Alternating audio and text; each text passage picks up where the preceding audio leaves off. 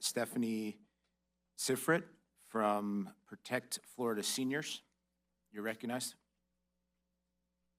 Hello, everyone. Thank you so much for being here. And I welcome any questions. I've been at this for 4 years. In 2021, my mother was suffering through 8 or 9 years of dementia. And you know, through the disease that they abscond, they run away, they are looking for that safety of home. And she would go into people's homes that we didn't know. So one day she went into a home, was on the living room floor. We had to call the police to have her, removed from the person's home.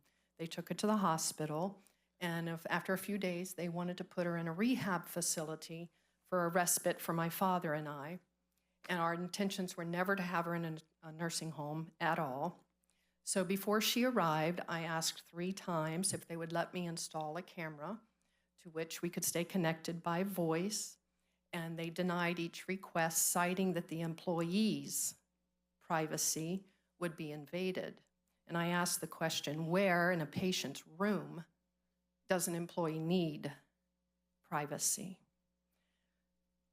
Some of the concerns that I'm hearing are focusing on very valid concerns.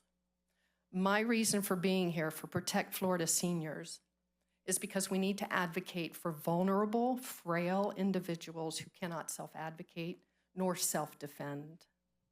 I do understand the concern about privacies. The sign on the door is there to let everyone know, and I appreciate your perspective on what about other dementia patients. Somebody can correct me somewhere, but in a facility, other patients do wonder, and they are told not to go into each other's rooms.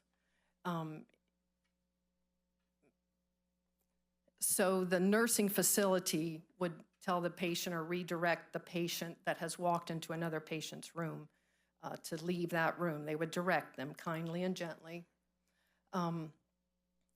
Cameras can also, this is one thing I haven't heard yet, is that it does advocate for the employee.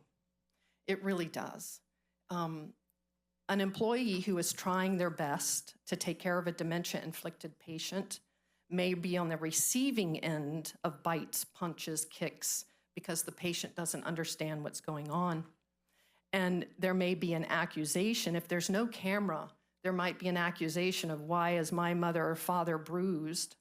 And a camera footage could be presented to the director and say, look, that employee was trying their best to get my mother to bathe when she hadn't bathed in a month. And my mother, went against the employee. So the question was asked, how does the footage get submitted to the director? And that would be by the family, because just like in nurseries, just like in our baby monitors, we have security, we install our cameras, we monitor them, they're password protected. You don't have that issue of, they're making updates to cameras, like Ring cameras and stuff, so they can't be hacked. Again, interrupt me if you have questions, please. But we need to understand that cameras don't just, or they're not a punitive measure. They're not there to punish people. They're there to advocate for people who are frail and cannot self-advocate. To deny a family a camera, they're gonna put in a granny cam. They're gonna put in the teddy bear cam. People are doing it. All of the states, there are 19 states that already have camera laws, and some of those, like Ohio, Steve Pisker, he put in a nanny cam that nobody knew was there and caught it on tape and was able to submit that. I was going to ask you if you could please just yes, sir. Finish with your final thought. Yes, sir.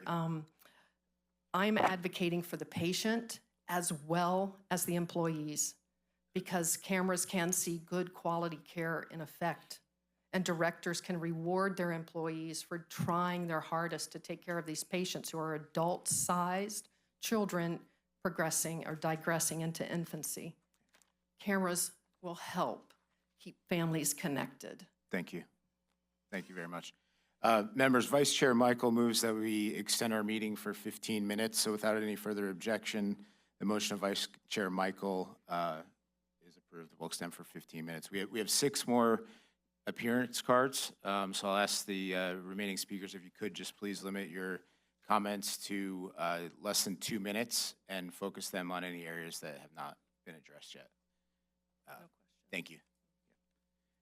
Next, we have Mary Ellen Lawler from Protect Florida Seniors, and behind her will be Russ Johnson.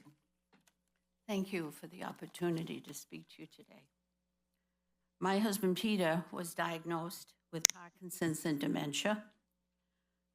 I cared for him at home until it became too difficult and he was admitted to a skilled nursing facility. Peter's illness progressed to the point where he was completely dependent on staff and couldn't speak. I put an Echo Dot in his room that played music and had a camera. Within 4 hours, my Echo was confiscated by the administration. I knew that Florida had no law saying one way or another whether I could have a camera. But the administration told me that I was not allowed to have a camera.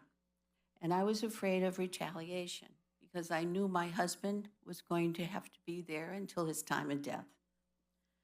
Peter died last September and had been in the nursing home for 2.5 years. During this time, he had several competent and compassionate staff. Periodically, I would observe some staff being a little bit too rough with him. And as you know, a lot can happen behind closed doors. And if this is what was happening in front of me, then I could only imagine how he was being dealt with behind closed doors. I confronted his staff and told her that I did not want her to be appointed to my husband's care. Peter had his back to her, sitting in a wheelchair, could not speak, and he heard what I said, and he put a thumbs up to me. Cameras are everywhere in our lives. The police have them, they have daycare centers, nursing homes. Some nursing homes will allow it. Traffic, front doors, to name a few. So why not in a nursing home? It would have meant so much to Peter to have a camera so we could stay connected. Most people will need medical care in their later years. This is a human issue that's going to touch everyone here in this room at some point. I had the experience of being in a nursing home for 2.5 years, going regularly. I can address some of the things that people brought up being in a semi-private room as far as confidentiality. When you are in a semi-private room, okay, and they're going to do personal care to the other person, the curtain is pulled. When you are meeting with a psychologist or a therapist, that person goes right in. The other patient can hear it. Okay, so as far as the concern about hearing other people's, everything is exposed. These people are in a nursing home with lots of other people, and they can't advocate for themselves. So, thank you. Thank you. Next up, Russ Johnson, representing himself.